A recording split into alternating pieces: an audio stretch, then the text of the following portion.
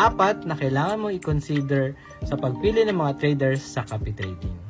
So gusto mong subukan ang forex trading pero wala kang time para aralin kung paano mag-trade. Well, good news dahil meron ng copy trading. So sa copy trading, hahanap ka ng mga traders na magaganda ang kanilang trading performance at isi-set up mo ang iyong account na magka-copy ng kanilang trades automatically in real time. So ano ang dapat mong i-consider sa pagpili ng mga traders na i-copy?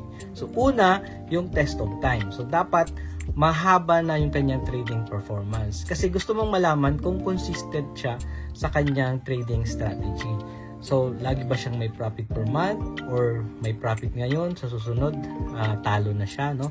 So, ito yung tinatawag nating law of large numbers. So, mas mahaba yung kanyang trading history, mas reliable yung numbers na makikita natin. So, malalaman mo talaga kung consistent nga siyang trader. Ang pangalawa, yung consistency. At titingnan natin kung monthly profit niya ay consistent. So, minsan kasi may mga traders na magandang performance ngayong araw, kinabukasan malaki naman yung talo. So, gusto natin yung consistent din na nagja-generate ng profit. Na pangatlo yung maximum drawdown. So, ilang percent na ng capital niya ang naipatalo niya. So, ano ang maximum losses niya, whether open positions pa yan or na-close niya na. And magkaka-idea ka sa trading style nung trader, kung ito ba ay high risk trader or low risk trader. So depende yun sa inyong risk appetite kung ano yung magiging preferred ninyo. Now, pang-apat yung risk management.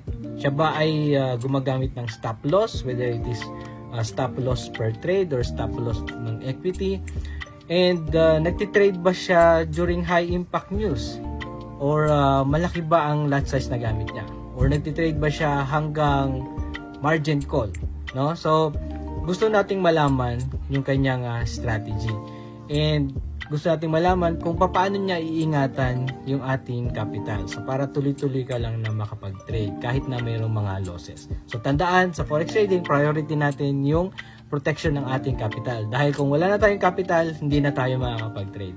Now, paalala lang, sa forex trading, past performance is not a guarantee of future results. So dahil unpredictable yung forex market, and ang mga nabanggit ko ay guide lamang para mataas ang chance na kumita tayo o mag-profit tayo sa copy trading natin. At yun,